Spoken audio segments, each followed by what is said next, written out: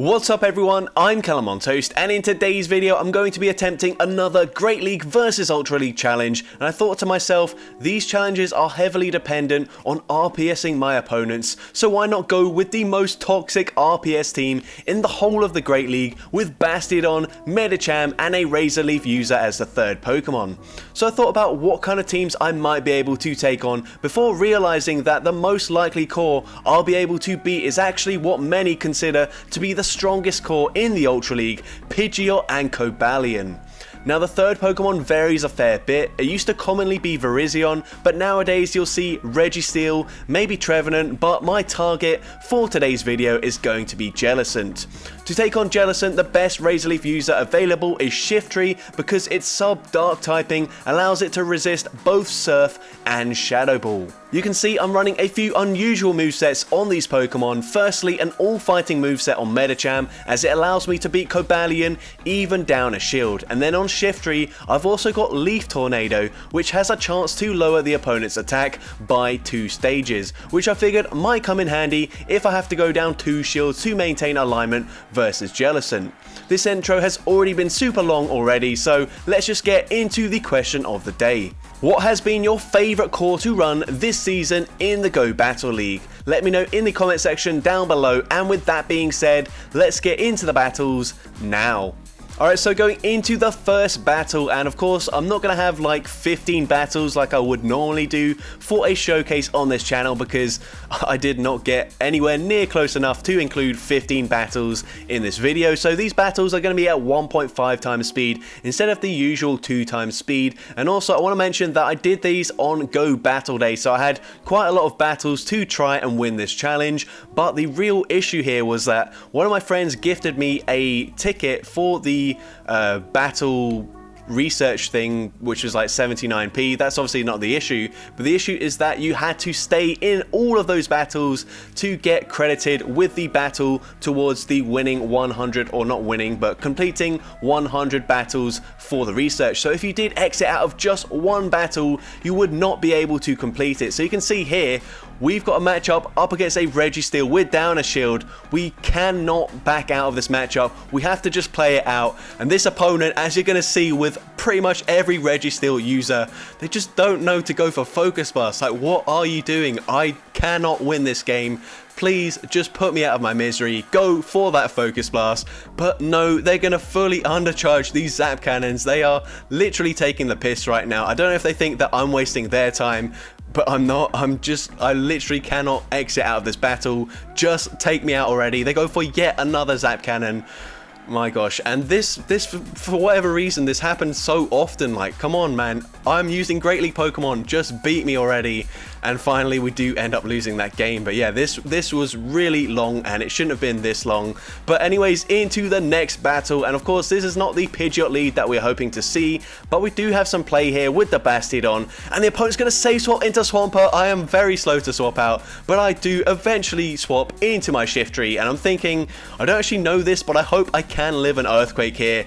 And we do live it, and now I should be able to fully Razor Leaf, farm the Swampert all the way down, and now I'm going to be able to go for a Leaf Tornado here, hoping I get the attack drop, because if I do, I might even make it to a second charge move up against Cresselia, and I do get that attack drop, and you can see Psycho Cuts are doing absolutely nothing, and we're able to make it to a Leaf Blade here, and that's going to be absolutely massive, because even though Bastiodon does resist, or at least take neutral damage from everything Cresselia throws, we don't really hit very hard, so the fact that it's already in the yellow health is really big for us. They go for a Moonblast, and then they swap out to clear the debuff, but they come in with a Talonflame, and I'm like, oh my gosh, are we going to get a win even though we're not even facing the team that I'm trying to take on here? We go for a Stone Edge there, the opponent's going to throw straight away. I do have to shield the charge moves from this Talonflame, as it's going to do a lot more damage than that Cresselia, and we've already seen they're not running Grass Knot on the Cresselia either, so I do resist everything, so now I can can shield in this matchup, go for a full smackdown farm down, but these boosted Incinerates are doing a lot of damage. We are now going to go for one smackdown, go for a Stone Edge here, and I'm not sure if I will live a Future Sight from this range, so eventually I'm going to swap into Medicham and fully sacrifice it. But the issue here is that if they go for the Moonblast, it won't actually be enough damage to take me out, so now they're going to be able to fully farm me down with Psycho Cuts. I need to make it to a Dynamic Punch and a Power Up Punch here. We go for the Dynamic Punch. It doesn't do much damage. Can we get to a charge move? No, we cannot. And now this Cresselia does have a charge move loaded. We're going to come in with the Bastiodon. Future Sight doesn't take us out. Now, can we get the farm down in time?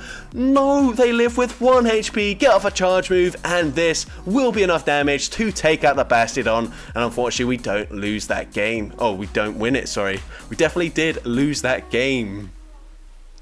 But into the next battle, and this is the Pidgeot lead we're wanting to see. The opponent's going to swap into the Jellicent, and everything is working perfectly so far. The opponent only goes after 4 hexes, so it's just going to be a Surf or a Bubble Beam, so I can safely let that go through. If they went to 5, I actually would have considered shielding there, because Shadow Ball, even though it is still resisted, does do a lot more damage, and it just makes it a little bit dicey. But now I can safely double shield in this matchup. The opponent's going to go for a Surf here. They will be able to put me into range where a final Surf will take me out, so I'm going to have to double shield in this matchup, but that is absolutely fine with me. Going to shield the second Surf here. Going to go for the full Razor Leaf farm down. I don't mind if they come in with the Pidgeot or the Cobalion. Going to go straight for the Leaf Tornado here, and this will not do an awful lot of damage. Hoping for the debuff, but I don't get it. They're able to farm me down.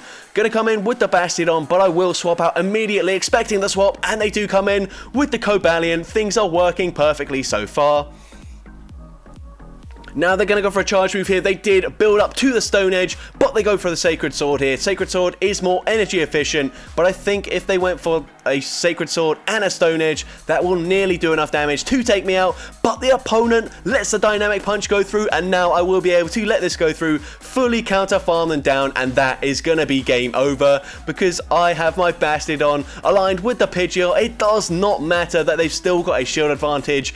Pidgeot can do literally nothing up against Bastiodon. It will not even be able to tickle it. That's how useless it is up against the Bastion. You can see here they're going to go for a Feather Dance most likely. Feather Dance doesn't do anything. We actually gained health from that. Now the opponent is going to go for another charge move just before they go down here, and even if they go for the Brave Bird, we're still not going to take any damage here. Brave Bird does nothing. We're able to get the Smackdown farm down and easily RPS our way through possibly the strongest core in the entire Ultra League. So that's going to be it for today's video. Obviously a lot shorter than usual, but there was no point in me including a ton of battles that I wasn't particularly close to winning.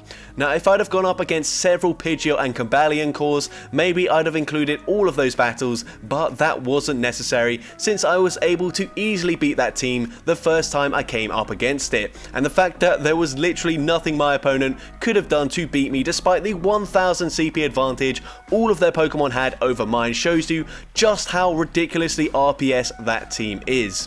Now if you did enjoy today's video, then make sure you leave a like, leave a comment letting me know, and as well don't forget to respond to the question of the day if you haven't done so already. And as for my response, I can't really give an answer because I don't typically run strong cores. I usually just run complete meme teams where there isn't an awful lot of balance to the team anyways. But if you want to see more content like this in the future, make sure you hit that subscribe button and turn on post notifications. That way you'll be notified whenever I upload a new video. And with that being said, thank you all so much for watching today's video, and I hope you have a great rest of your day.